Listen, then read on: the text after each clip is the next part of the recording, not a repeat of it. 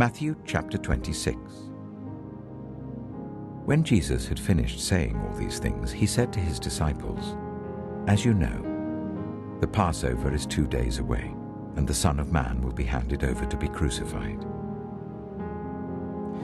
Then the chief priests and the elders of the people assembled in the palace of the high priest, whose name was Caiaphas, and they schemed to arrest Jesus secretly and kill him. But not during the festival, they said, or there may be a riot among the people.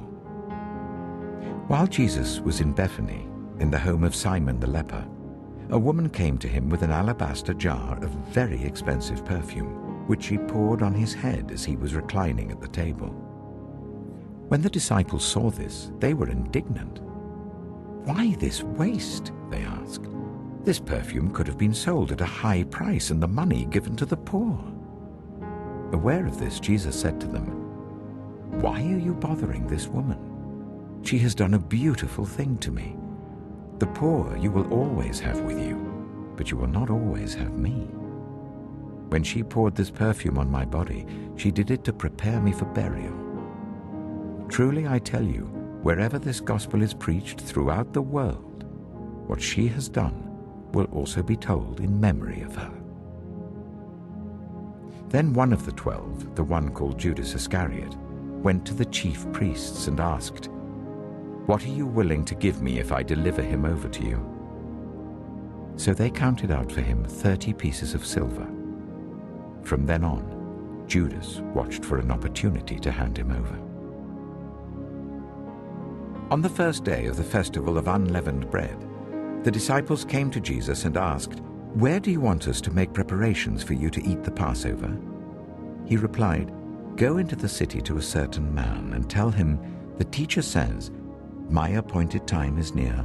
I'm going to celebrate the Passover with my disciples at your house.'" So the disciples did as Jesus had directed them and prepared the Passover. When evening came, Jesus was reclining at the table with the 12, and while they were eating, he said, "Truly I tell you, one of you will betray me." They were very sad and began to say to him one after the other, "Surely you don't mean me, Lord?" Jesus replied, "The one who has dipped his hand into the bowl with me will betray me.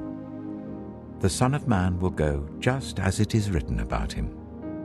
But woe to that man who betrays the Son of Man. It would be better for him if he had not been born." Then Judas, the one who would betray him, said, "Surely you don't mean me, Rabbi?" Jesus answered, "You have said so." While they were eating, Jesus took bread, and when he had given thanks, he broke it and gave it to his disciples, saying, "Take and eat.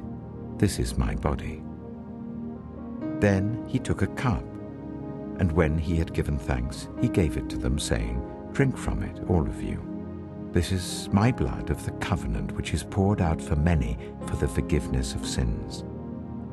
I tell you, I will not drink from this fruit of the vine from now on until that day when I drink it new with you in my Father's kingdom." When they had sung a hymn, they went out to the Mount of Olives.